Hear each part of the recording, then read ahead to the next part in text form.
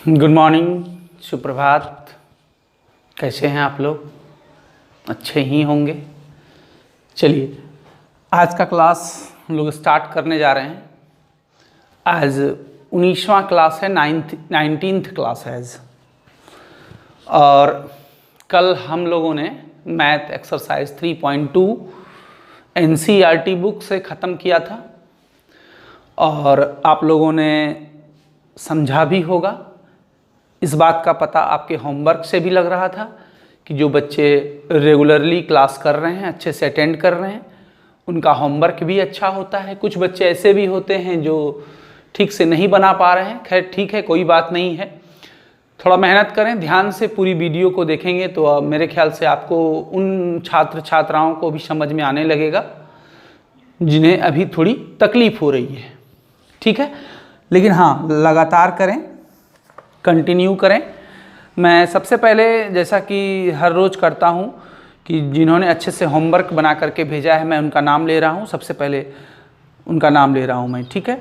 उनमें से Sumit 10D, Amoli 10A, प्रेरणा 10A, Ayush राज 10C, Manisha 10C, Shreya रानी 10A, प्रेम 10A, नैना 10B, Shivam 10D, Rimjhim 10B, Ram 10A, Sipra 10A, Shivani 10A, Gaurav 10C, Ladli 10A, Nitish 10A, Sania Praveen 10A, Suhana 10A, Anjali 10A, Ankit 10A, Swati 10A, Shubham 10B, Ravita 10B, Rahul 10C, Anjula 10C, Gaurav 10D, Srishti 10C, Prince 10D, Pritam 10D, Gausia Praveen. और भी बहुत सारे छात्र छात्राएं हैं जिन्होंने होमवर्क भेजा है अच्छे से बना करके। बहुत अच्छी बात है और बहुत बड़ी बात है कि आप इस स्थिति में भी, जबकि आपका सारा इंस्टीट्यूट, सारा स्कूल, कोचिंग सभी कुछ बंद है, फिर भी आप घर में मेहनत कर रहे हैं। बहुत बढ़िया बात है। ठीक है, तो आज हम लोग एक्सरसाइज 3.1 पर चर्चा करेंगे। आप लोग तैयार हो जाइए। एक्सरसाइज 3.1, जैसा कि हमारा कमिटमेंट था कि मैं पहले 3.1 ख़त्म कर लूँगा, उसके बाद 3.2 ख़त्म कर लूँगा, उसके बाद 3.1 पढ़ूँगा। तो बस आज बारी है एक्सरसाइज 3.1 की। तो तैयार हो जाइए। इसी तरह मेहनत करते रहिए।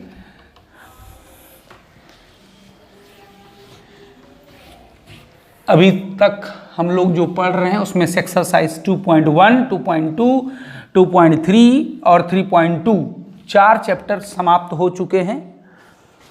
और मैं आप लोगों से एक और आग्रह करूंगा कि आप लोग जितना चैप्टर समाप्त हो रहा है उसका फेयर बना करके रख लें। मैं एक साथ मांगूंगा आप लोगों से, मैं एक साथ आपको किसी भी दिन कहूँगा कि कल जो है एक्सरसाइज 2.1 से लेके यहाँ तक का फेयर आपको भेजना है फ़ोटो खींच करके। ठीक है, इसलिए चैप्टर समाप्त होता जाए, आप फेयर बना के रख लें। फेयर मैं मैथ का भी बनवाता हूँ। मैंने बताया था इसके पीछे कुछ राज है कि मान लीजिए आपको बहुत दिनों बाद, 6 महीने बाद यदि कोई दिक्कत होती है तो आप बार बार वीडियो आपको नहीं देखना पड़ेगा, हमसे नहीं पूछना पड़ेगा। आप अपनी फेयर कॉपी उल्टाएंगे और आपको प्रॉब्लम दूर हो जाएगा। ठीक है, इसलिए आप फेयर आवश्यक है, फेयर करें हर सब्जेक्ट का, वो आपके फ़ायदे में ही होगा। ठीक है, तो आज मैं स्टार्ट कर रहा हूँ एक्सरसाइज 3.1। कुछ बच्चे होमवर्क थोड़ा गंदा भेजते हैं, मतलब गंदा दैट मीन्स फ़ोटो नहीं खींच पा रहे हैं वो ठीक से। तो मैं उनको कहूँगा कि अपनी कॉपियों को ऐसे जगह पर रखें जहाँ पर रोशनी ठीक से उस पर पड़े, तब फोटो आपका अच्छा क्लिक होगा, है ना।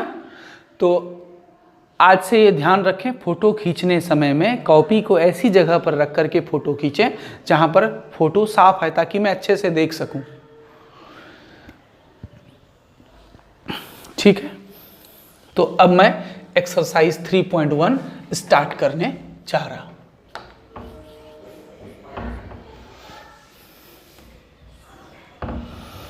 लॉकडाउन की तिथि फिर बढ़ गई है 31 मई तक। 31 मई तक अब ये लॉकडाउन बढ़ चुका है। आप लोग जान चुके होंगे, इसलिए समय का सदुपयोग करना है, पढ़ना है। समय बड़ा ही मूल्यवान है। चलिए एक्सरसाइज 3.1 और आप लोगों के लिए तो विशेष रूप से, क्योंकि आप बोर्ड के स्टूडेंट हैं, एग्ज़ाम नियत तिथि को ही होगी, इसलिए आप समय का दुरुपयोग नहीं करें, पढ़ते रहें। चलिए एक्सरसाइज 3.1 हम स्टार्ट करने जा रहे हैं। तो सबसे पहला नंबर सवाल, अपनी अपनी बुक खोल लें आप लोग सभी कोई।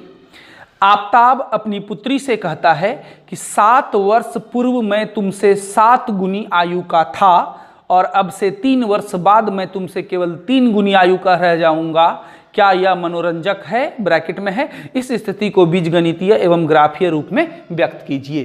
बीजगणितीय रूप और ग्राफीय रूप आप जानते हैं क्या होता है, फिर भी हम चर्चा करेंगे एक बार। इसका मतलब ग्राफ खींचना है। एक्सरसाइज 3.1 में तीनों सवाल ग्राफ वाला ही है। क्या है? ग्राफ वाला। और मेरे ख्याल से आप इन तीनों ही सवाल को बना लेंगे। तीनों में क्या करना है, जैसे कि 3.2 का हम एक नंबर बताए थे, पहले 2 इक्वेशन बनाना है। वो जो 2 इक्वेशन बना उसी को कहते हैं बीजगणितीय रूप। और जो ग्राफ खींचते हैं वह हो गया ग्राफीय रूप कहिए या ज्यामितीय रूप कहिए या आलेखीय रूप कहिए, जो कहिए हो गया। हल नहीं करना है। 3.1 के तीनों सवाल में x और y का मान नहीं निकालना है, मतलब कहाँ कट रहा है कि नहीं कट रहा है उससे कोई मतलब नहीं, हल नहीं करना है। जैसा कि मैंने कल भी आपको बताया था कि मैथ हमें अनुशासन सिखाता है। जो काम नहीं कहा जाए वो बिल्कुल नहीं करना चाहिए, नहीं तो आपके मार्क्स उल्टे काट लिए जाते हैं, है ना। तो केवल ग्राफ खींचने कहा गया। पहले हम 1 नंबर की बात करते हैं। चलिए थोड़ा शुरुआत कर देते हैं, पूरा नहीं बताएंगे, आपको खुद बनाना है।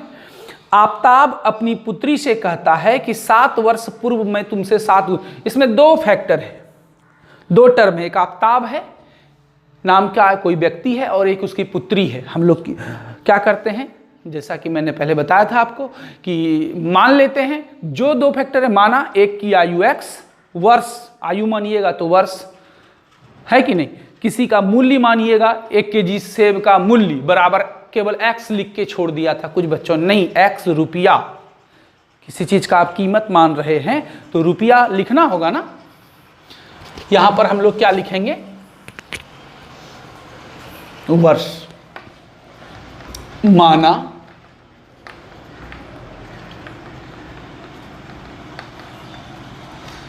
आयु जब भी मानिएगा तो वर्तमान आयु,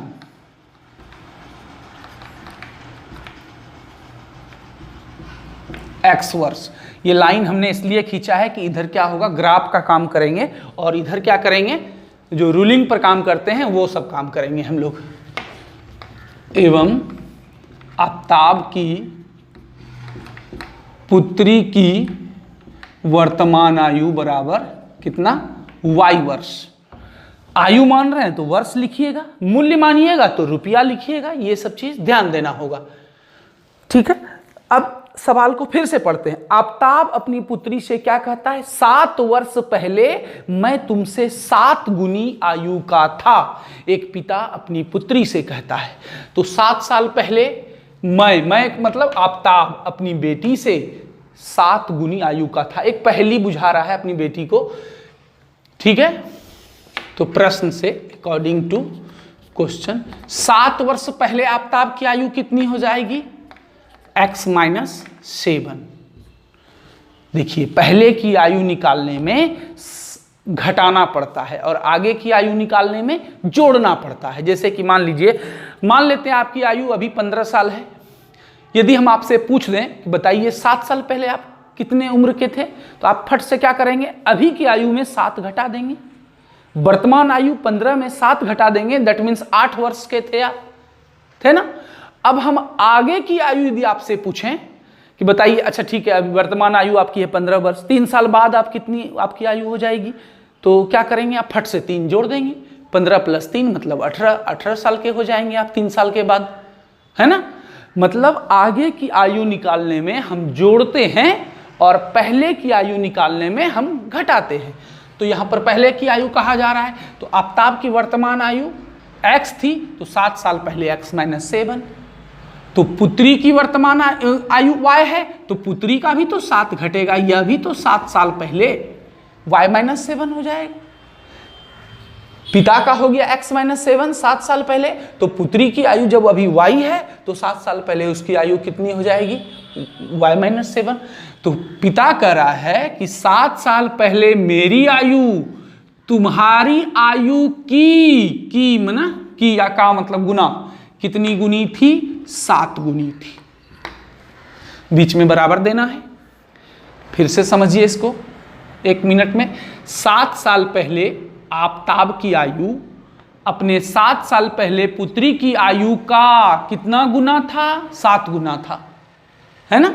अब मान लीजिए कहता कि 7 साल पहले मेरी आयु मेरी पुत्री की आयु की 5 गुनी थी, तो यहां गुना 5 हो जाता है। पहले कह रहा है इसलिए दोनों में घट गया, आगे का बोलता बाद का तो जोड़ देते। चलिए इससे एक समीकरण निकाल लेंगे हम लोग। 7 इंटू वाई 7y, 7 को -7 से गुना हो गया -49, प्लस 7y को इधर बुला लीजिए -7y, -49 -7 उधर चला गया, क्या हो गया +7, x माइनस 7y, 49 में 7 गया -42। देखिए हम लोगों ने एक लाइन पढ़ा और एक समीकरण बना दिया, है ना।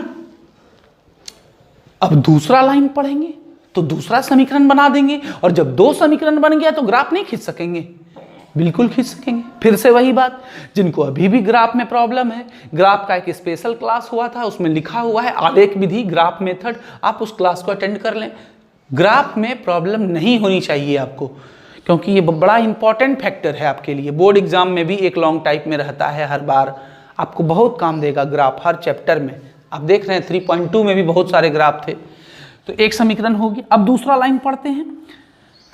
कर अब से, अब मतलब अभी से, वर्तमान से 3 वर्ष बाद मैं तुमसे केवल 3 गुनी आयु का रह जाऊंगा। अब देखिए 3 साल बाद की चर्चा हो रही है, तो बाद का मतलब जुट जाएगा। जब आफ्ताब की वर्तमान आयु x है तो 3 साल बाद x + 3 हो जाएगा बाद की आयु, अभी मैंने आपको बोला था। तो जब पिता की आयु बढ़ेगा तो क्या बेटी की आयु वही y ही रहेगा, बेटी नहीं बढ़ेगी, बेटी की आयु ऑटोमेटिक बढ़ जाएगी, है कि नहीं। 3 साल बाद आप हो जाएंगे 15 से 18 साल के, ठीक है। तो आपके पापा मान लीजिए अभी 40 साल के हैं, तो 3 साल में वो भी तो बढ़ जाएंगे, अपने आप 43 साल के हो जाएंगे। तो कहने का मतलब ये हो गया कि अभी यदि इसमें 3 जोड़ दिया गया तो इसमें भी, पुत्री में भी 3 जुड़ जाएगा, अपने आप जुड़ जाएगा। जब ये बढ़ेगा तो पुत्री अपने आप बढ़ जाएगी। तो क्या कह रहा है कि 3 साल बाद मेरी आयु मेरी बेटी की आयु की मैंने गुना कितनी गुनी रह जाएगी, 3 गुनी, तो गुना 3, है ना। अब इससे भी एक समीकरण बना लेंगे हम लोग। x + 3 3 इंटू वाई 3y + 3 3 जा 9 + 3y को इधर बुला लीजिए -3, चर वाले को एक तरफ कर लेते हैं, अचर वाले को एक तरफ कर लेते हैं, +3 उधर गया -3। अब देखिए x - 3y, 9 में 3 गया 6। ये दोनों जो समीकरण बना इसी को बोलते हैं बीजगणितीय रूप, एल्जेब्रिक फॉर्म। आधा काम हो गया, है? अब देखिए एक चीज इसमें जोड़ा है, क्या यह मनोरंजक है, क्या यह मनोरंजक है का मतलब यहां क्या हो गया बताइए आप लोग। मनोरंजक है मतलब मन लग रहा है आप लोगों को, लग ही रहा होगा। देखिए यहां मनोरंजक का सेंस क्या है कि जब समीकरण बन गया इसका मतलब दी गई स्थिति मनोरंजक है। मान लीजिए ऐसा होता कि समीकरण ही नहीं बनता, x भी कट जाता, y भी कट जाता, ऐसा भी होता है कभी कभी किसी किसी सवाल में, तो वहाँ आपको मन नहीं लगता, बोलते सर समीकरण बना ही नहीं तो मन कहाँ से लगेगा, है ना। लेकिन यहाँ तो मन लगा, समीकरण बना, लिखेंगे जब मन लगा अतः दी गई स्थिति मनोरंजक है। मनोरंजक है। एक काम। अब दूसरा काम क्या बोला, क्या कह रहा है इसको कि इस स्थिति को बीजगणितीय और ग्राफीय रूप, तो बीजगणितीय रूप तो हो गए, अब इसका ग्राफ खींचना है। अब ग्राफ खींचने में आप लोग एक्सपर्ट हो चुके हैं, अब इसका ग्राफ खींचेंगे। ग्राफ खींचने के पहले दो मान सारणी बनाएंगे, है ना। और एक बात, फिर से एक बात मैं रिपीट कर रहा हूं कि इसमें हल नहीं करना है, एक्स और वाई का मान नहीं निकालना है। आफ्ताब और उसकी पुत्री की आयु निकालने के लिए नहीं कहा गया है। 3.2 के पहला नंबर सवाल में वहां पूछा गया था कि लड़कों की संख्या और लड़कों की लड़कियों की संख्या ज्ञात कीजिए, इसलिए हमने ज्ञात किया था एक्स वाई का मान। लेकिन यहां पर केवल ग्राफ खींचने के लिए कहा जा रहा है। आप लोग अपने वीडियो को पॉज करके इसको उतार लें। अब कुछ नहीं करना है, दो समीकरण हो चुके हैं हमारे पास, अब इनसे क्या करने हैं, ग्राफ खींचने हैं। अब इससे हम लोग क्या करेंगे, ग्राफ खींचेंगे और ये जो मान सारणी बनेगा ये रूलिंग वाली साइड में ही बनेगा।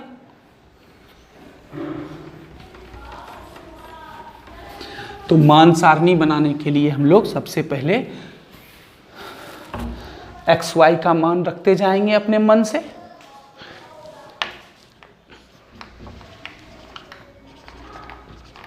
फ्रॉम इक्वेशन फर्स्ट, समीकरण 1 से,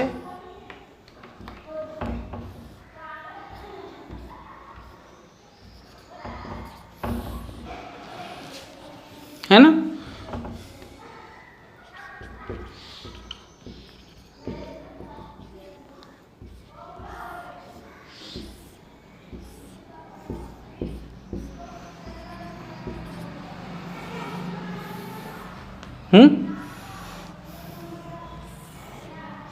दो समीकरण हमारे पास हैं।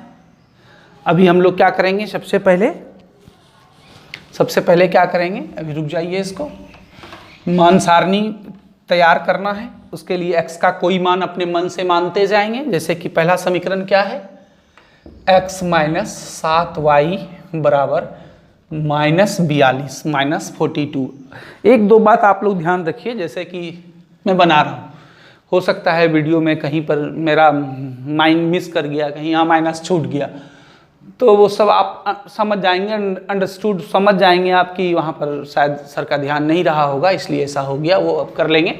नॉर्मली नहीं होगा लेकिन कभी कभी में भी पॉसिबल हो सकता है, ठीक है। तो चलिए, अब x का ऐसा मान हम लोग लेंगे ताकि y का मान निकल जाए पूरा कट। ऐसा सोच सोच के आप लीजिए x का मान, ताकि दशमलव वगैरह का झमेला ना आए तो ज़्यादा बेटर है ना। पहले हम लोग प्रयास करते हैं कि दशमलव, बटा, रूट ये सब नहीं आए तो हमें ग्राफ खींचने में आसानी होगी। तो देखते हैं यदि ऐसा पॉसिबल, जैसे सबसे पहले हम x का मान ले लिए 7, तो y का मान आप निकाल के इसमें रख सकते हैं। जैसे x का मान ले लिए 7 बराबर कितना हो गया, -42 -42 -7y +7 उधर गया -7 -42 अब -7 -49 माइनस कट गए 49/7। y का मान कितना 7। देखिए दशमलव या बटा ये सब नहीं आया ना, बस प्रयास करेंगे। जैसे x का मान ले लिए 0, यहाँ x का मान यदि 0 होता, सोच लीजिए क्या होता, माइनस माइनस कट जाता,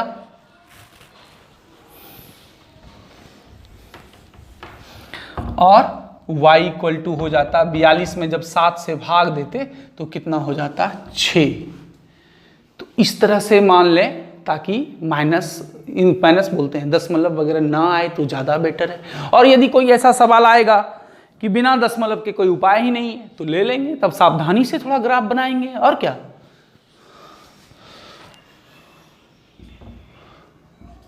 -7 ले लेते हैं x का मान, -7 ले लिए तो x के जगह पर -7 रख देंगे।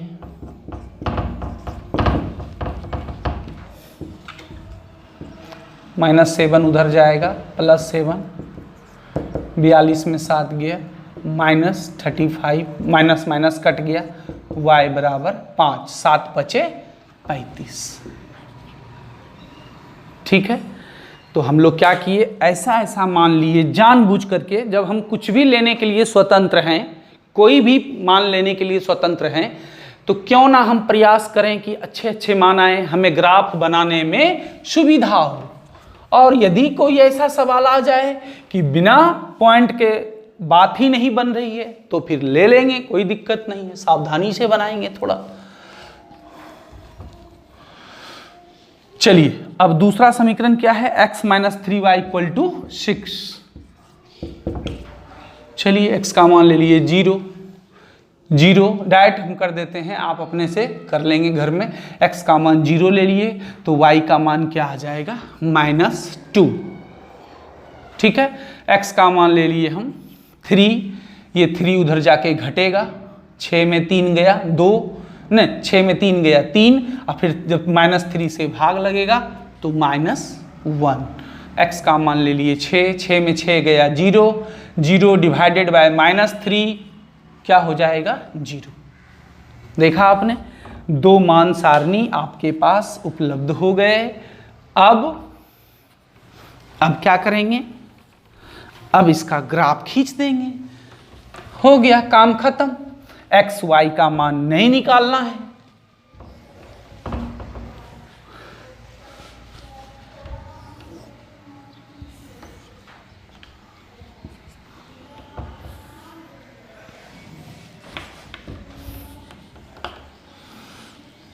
जीरो, देखिए 7 है x का मान, सबसे बड़ा मान x का कितना है, 7 तक, और y का सबसे बड़ा मान भी 7 तक है। ऐसा करते हैं कि 2-2 का ले लेते हैं,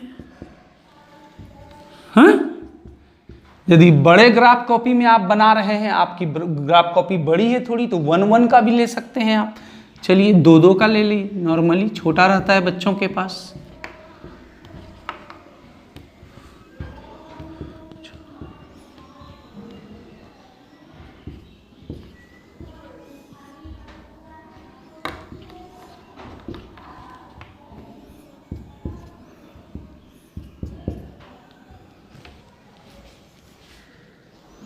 x का मान माइनस में -7 तक है।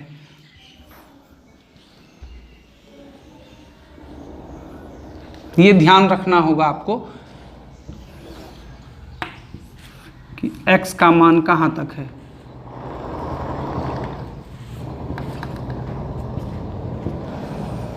y का मान माइनस में -2। चलिए, y का कोई दिक्कत नहीं।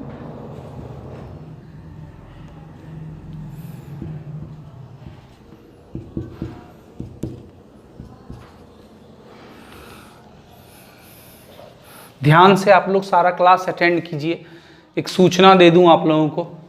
चलिए, एक बार फिर से तैयार रहिएगा टेस्ट के लिए, और इस बार ऑब्जेक्टिव टेस्ट होगा, है ना। ऑब्जेक्टिव टेस्ट होंगे आपके, जिसमें 20 क्वेश्चन जो होंगे वो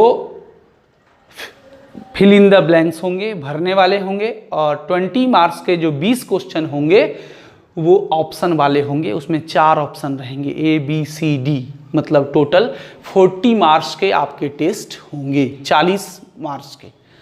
ऑब्जेक्टिव बहुत जल्दी, उसी तरह जैसे कि पिछले सैटरडे को मैंने टेस्ट लिया था, और मैं बताऊंगा कब लूँगा, इसकी सूचना आप लोगों को दूंगा। थोड़ा धैर्य रखें, सूचना मिलेगी, बस तैयार रहें।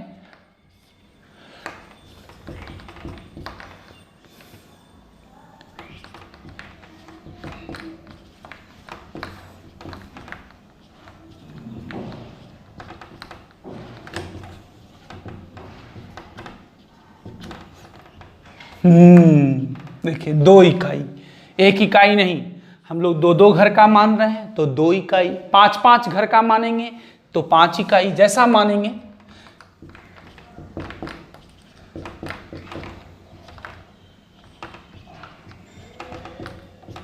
x अक्ष पे भी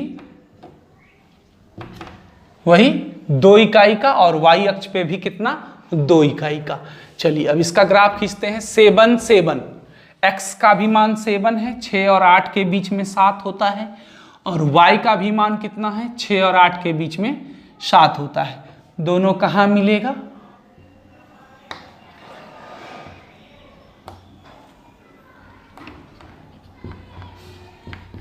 आपको लाइन नहीं खींचने हैं। ग्राफ में जो 7 और 7 के सीध में है एक बिंदु, वो हो गया 0 6, x का मान 0, y का मान 6।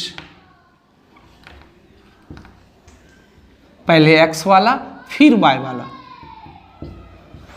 2 बिंदु हो गया। तीसरा -7 और 5, x का मान -7, -6 और -8 के बीच में -7 आएगा, और 5 कहाँ आएगा, 4 और 6 के बीच में आएगा। दोनों का मीटिंग पॉइंट कहाँ होगा, मिलन बिंदु। इधर से 5 आएगा, इधर से -7 जाएगा, और लगभग यहीं पर मिलेगा। -7 5, एक बिंदु यहाँ, एक बिंदु यहाँ, एक बिंदु यहाँ, 3 बिंदु हो गए। तीनों यदि एक रेखा में हो गए मतलब आप सही चल रहे हैं, आप सही बना रहे हैं, ये पहचान भी हो जाएंगी। तीनों को देखिए, मेरा एक रेखा में, थोड़ा मोड़ा मेरा टेढ़ा हो सकता है, हम व्हाइट बोर्ड पे बना रहे हैं। जब ग्राफ पे बनाएंगे पेंसिल से, स्केल से, एकदम स्ट्रेट लाइन होगा।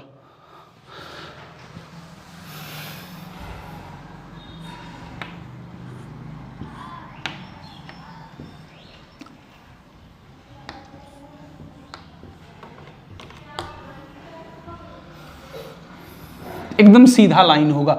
इस पर समीकरण का नाम लिख दीजिएगा, मैंने मिटा दिया है समीकरण, आपकी कॉपी में है, आप समीकरण का नाम इस पर लिख देंगे। अब दूसरे के लिए ग्राफ खींचना है, 0 -2, x का मान 0, y का मान -2, ये बिंदु हो गया।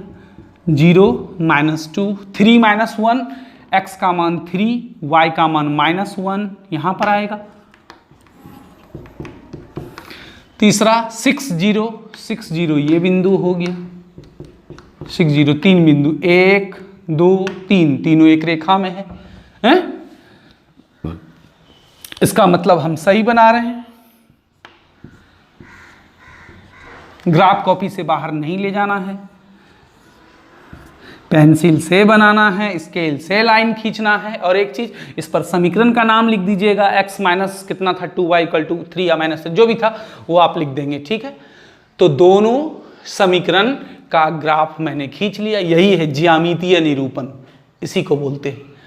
पैमाना भी लिख दिए, ये भी लिख दिए, और आंसर देखिए कहीं कटा नहीं, कोई मतलब नहीं है, हमको x y का मान नहीं निकालना था। एक लाइन लिख दीजिए, दोनों समीकरण का आलेख ग्राफिक प्रतिच्छेदी है। अब कहेंगे सर देखने में समांतर लग रहा है, पैरेलल नहीं। पैरेलल होती है रेल की पटरियां, जहां जो जिसकी दोनों पटरियों के बीच की दूरी हर जगह समान होती है। आप यहाँ नापिए, यहाँ से आगे नापिए, और आगे डिस्टेंस समान है। लेकिन आप यहाँ देखिए कि यहाँ पर इन दोनों के बीच का डिस्टेंस अधिक है, धीरे धीरे ये कम होता जा रहा है, यहाँ पर और कम हो गया, और उम्मीद है कि जब हम इसको आगे बढ़ाएंगे तो किसी एक बिंदु पर ये कट जाएगी। चूंकि बोर्ड छोटा है इसलिए नहीं कट रहा है, लेकिन ये धीरे धीरे सिकुड़ रहा है, इसका मतलब है कि ये समांतर नहीं है। केवल ये चीज लिख देना है कि आलेख समांतर है या आलेख प्रतिच्छेदी है या समपाती है। तो हम कैसे बताएंगे, हम अपने आंख से देख के बताएंगे कि यहाँ पर ज़्यादा फैला है और धीरे धीरे ये सिकुड़ रहा है, यहाँ पर इसके बीच का दूरी अधिक है, यहाँ पर इसके बीच का दूरी कम है, आगे और कम हो जाएगा, आगे और कम हो जाएगा, और कहीं एक बिंदु पर जाकर के मिल जाएगा। इसका मतलब ये आलेख कैसा है, प्रतिच्छेदी है ना। चलिए हो गया, वो जो समीकरण बनाए वो बीजगणितीय रूप हो गया, ये जो ग्राफ खींचे यह ज्यामितीय रूप हो गया, ग्राफीय रूप हो गया, जो बोलिए आप, आलेखीय रूप हो गया।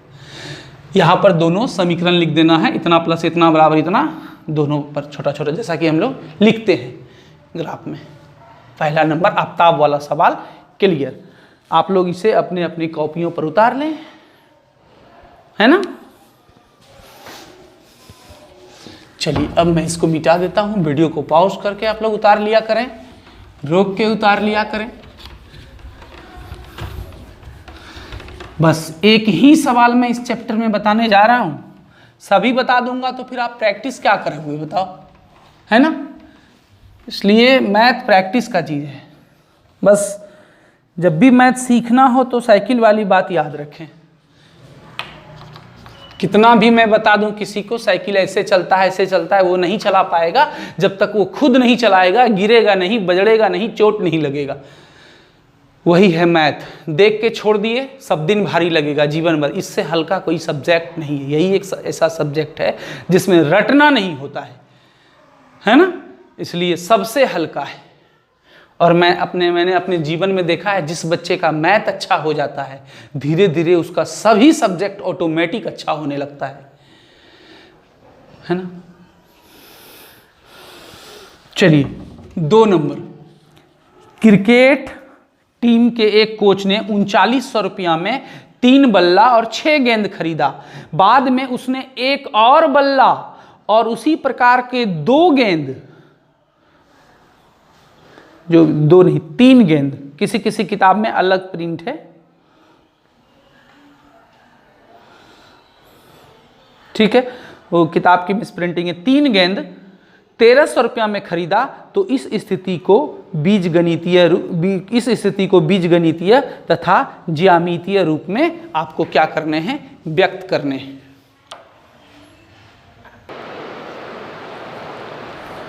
ठीक है, तो देखते हैं। क्रिकेट टीम के एक कोच ने 3900 रुपया में 3 बल्ले और 6 गेंद खरीदा। देखिए यहां भी 2 चीज है, एक बल्ला है और एक गेंद है। देखिए हर जगह 2 चीज हो रहा है, क्योंकि 2 चर वाला हम पढ़ रहे हैं चैप्टर, है ना। इसके पहले वाले सवाल में भी 2 चीज था, एक आफ्ताब एक उसकी पुत्री। 3.12 जब मैंने पढ़ा था वहां भी लड़का लड़की 2 चीज था, तो 2 टर्म था, यहां भी 2 टर्म है, बल्ला और गेंद।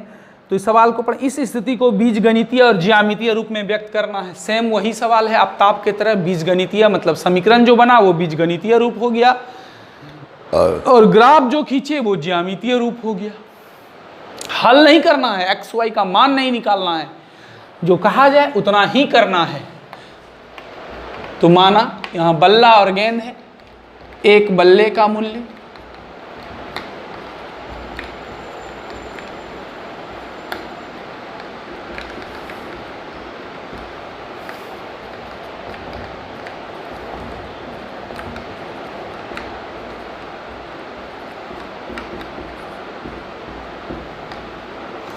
एवं एक गेंद का मूल्य y रुपया है। पूरा नहीं बताऊंगा, केवल स्टार्ट कर दे रहा हूं, बाकी बनाना आप ही को है। एक बल्ले का मूल्य x रुपया एवं एक गेंद का मूल्य। चलिए इसे पहला लाइन पढ़ते हैं कि 3900 रुपया में 3 बल्ला और 6 गेंद खरीदा। 3900 रुपया में क्या क्या चीज हुआ भाई, 3 बल्ला प्लस 6 गेंद मिला करके कितना खर्च हुआ, 3900। तो एक बल्ले का दाम x है, तो 3 बल्ला का क्या हो जाएगा, 3 गुना x मतलब 3x। नहीं होगा, सोचिए। आप ही गए बल्ला, बल्ला मतलब बैट क्रिकेट का खेल खरीदने के लिए, एक बल्ला का दाम बोला 500 रुपया, आपने खरीदा 3 बल्ला, तो आपको कितने देने होंगे दुकानदार को, 1500। 3 गुना 500, 1500 देने होंगे ना। तो क्या किया आपने, एक बल्ले के मूल्य को संख्या से गुना कर दिए। तो वही उसी तरह हम लोग यहाँ क्या करेंगे कि एक बल्ले का मूल्य है x और 3 बल्ला लिया गया है, तो 3 गुना x, यहाँ गुना छिपा हुआ है। 6 गेंद तो 6y बराबर कितना खर्च हो गया उस बेचारे कोच का, 3900 रुपया। इक्वेशन 1। पुनः प्रश्न से दूसरा दिन वो फिर बाजार चला गया। लगता है कोच बहुत बाजार जाता है ना। चलिए जाने दीजिए। फिर बाजार गया उसने, दूसरे दिन क्या किया, एक और बल्ला और 2 गेंद 1300, 2 गेंद ही रहने दीजिएगा, आपके बुक में 2 गेंद ही है, किसी किसी किताब में 3 गेंद कर दिया गया है मिस प्रिंटिंग, उसको 2 ही बना लीजिएगा। दूसरे दिन जब बाजार गया तो एक बल्ला मतलब 1 इंटू एक्स, एक बल्ला का दाम x है तो 1 तो छिपा हुआ है, और गेंद कितना खरीदा, 2 गेंद। एक बल्ला का दाम 1x तो 1x हो गया, और 2 गेंद का दाम 2y। किसी किसी बुक में ये 3 है, इसको 2 कर लीजिएगा, बराबर कितना 1300। इक्वेशन सेकेंड, 1300 खर्च हो गए उसके एक बल्ला और 2 गेंद में। अब देखिए ये दोनों जो समीकरण बना, ये बीजगणितीय रूप हो गया। अब इसको ज्यामितीय रूप मतलब ग्राफ खींचना है। अब आप खुद करेंगे। सबसे पहले 2 मान सारणी बनाना होगा आपको, x x dash y y dash, 2 मान सारणी बनाना होगा। पैमाना लिखना होगा उसमें फ्रॉम इक्वेशन फर्स्ट। लास्ट में केवल आपको लिखना है ग्राफ कैसा है, प्रतिच्छेदी है या समांतर है या समपाती है। ठीक है, केवल आपको इतने से बात लिखने हैं।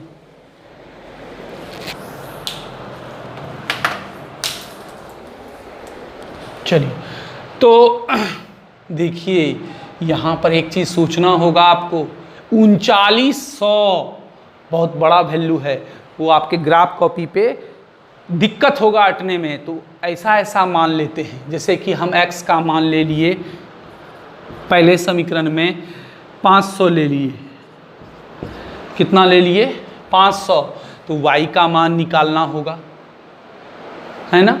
या ऐसा लीजिए जो पूरा पूरा कट जाए, जैसे कि हम ले लिए x का मान 300, तो 3 गुना 300 900, उधर जाके घटेगा 3900 में 900 3000, 3000 में जब 6 से भाग लगेगा तो 500, 300 500 इस तरह के मान लेने होंगे। उसी तरह समीकरण 2 में भी, जैसे कि x का मान ले लिए हम 100, तो y का मान कितना आएगा, 100 जाके उधर घटेगा, तो 1300 में 100 गया, 1200 में 2 से भाग लगेगा 600, इस तरह के मान लीजिए।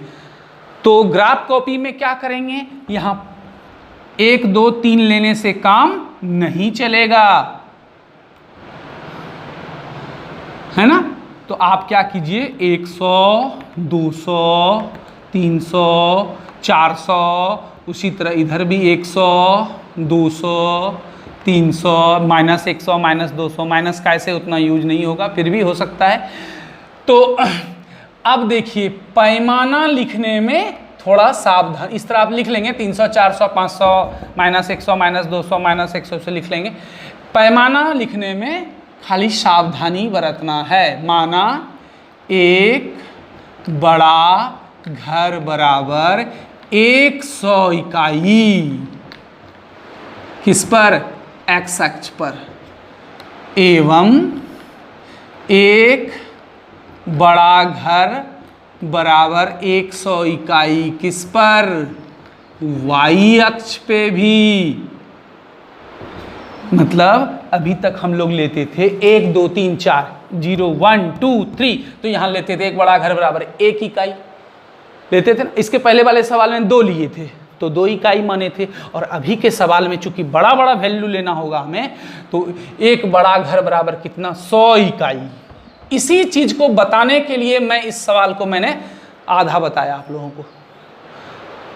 ठीक है, अब पैमाना 100 इकाई हो जाएगा।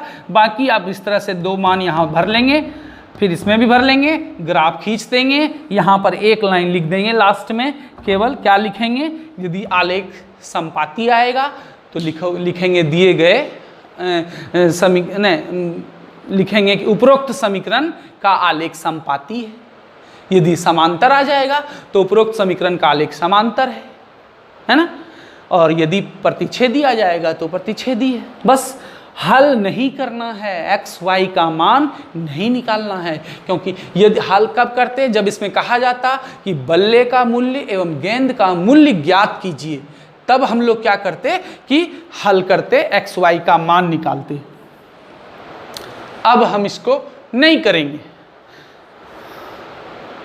इसको आप लोग क्या करें, अपने अपने वीडियो को पॉज करके थोड़ा उतार लें, मैंने इनकम्प्लीट ही बनाया है, आपको बनाने हैं, इसे आपको पूरा करना है।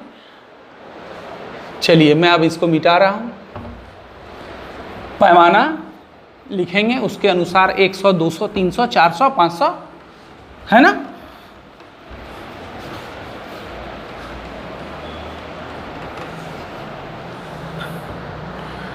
चलिए अब इस चैप्टर का अंतिम सवाल है 3 नंबर। 2 kg सेब, 1 kg अंगूर आ गया। दो फैक्टर यहाँ भी है, 2 टर्म यहाँ भी है, एक अंगूर है और एक सेब है। मान लेंगे, माना 1 kg सेब का मूल्य x रुपया, 1 kg अंगूर का मूल्य y रुपया। मूल्य है तो रुपया में मानेंगे, तो पहला समीकरण बन जाएगा। अपने अपने बुक को देखें। 2 kg सेब, 1 kg अंगूर का मूल्य 160, मतलब 2x + y = 160, 160 समीकरण 1 हो जाएगा। अब दूसरा क्या है, 1 महीने बाद 4 kg सेब एवं 2 kg अंगूर का मूल्य 300 रुपया है, तो क्या हो गया, 4 kg सेब मतलब 4x प्लस 2 kg अंगूर मतलब 2y बराबर कितना, 300। बस दूसरा समीकरण बन जाएगा। अब आप क्या करेंगे, दोनों समीकरण से ग्राफ खींचेंगे। ये जो इसमें करना क्या था, बीजगणितीय और ज्यामितीय रूप में व्यक्त करना है, तो बीजगणितीय जो समीकरण बना यही है बीजगणितीय रूप। ग्राफ खींच देंगे, वो हो जाएगा ज्यामितीय रूप। पैमाना को ध्यान से लेंगे, इसमें भी बड़ा बड़ा मान लेना होगा, जैसे कि x का मान, जब आप मान सारणी बनाएंगे, x का मान लिए 50, y का मान निकला 30, सपोज दैट, तो 50, 30 आपके कॉपी पे अटेगा नहीं, तो आप क्या करें, 0, 10, 20, 30, 40, 50, 10 का ले लें। पैमाना में लिख देना है, माना एक बड़ा घर बराबर 10 इकाई, 10 यूनिट, और 10 का ले लीजिए, फिर आपके काम हो जाएंगे, है ना। चलिए बहुत बढ़िया, आप लोग अच्छे से पढ़ रहे हैं, बहुत अच्छी बात है। अब इस चैप्टर का ये अंतिम सवाल था। अब 3 सवाल इसमें एग्जाम्पल में भी हैं, जो आपको खुद से बनाने हैं, लेकिन जिस विधि से हम बताए हैं उसी विधि से बनाना है। एग्जाम्पल, कुछ छात्र ने ऐसा किया था कि एग्जाम्पल उतार के किताब के मेथड से भेज दिया था, वैसा नहीं करना है। आपसे रिक्वेस्ट है कि आप जिस तरह मैं आपको बता रहा हूँ उस तरह से बनाना है आपको, ठीक है। 3 सवाल एक्सरसाइज में है और 3 सवाल इसके एग्जाम्पल में है।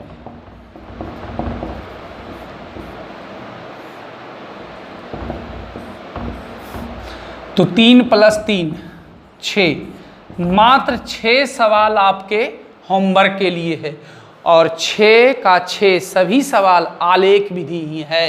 इसी तरह हल नहीं करना है, केवल बीजगणितीय और ज्यामितीय निरूपण है, मतलब समीकरण बनाना है, उसके बाद ग्राफ खींचना है और लास्ट में एक लाइन लिखना है, अतः उपरोक्त समीकरण का आलेख प्रतिच्छेदी है या समांतर है या समपाती है।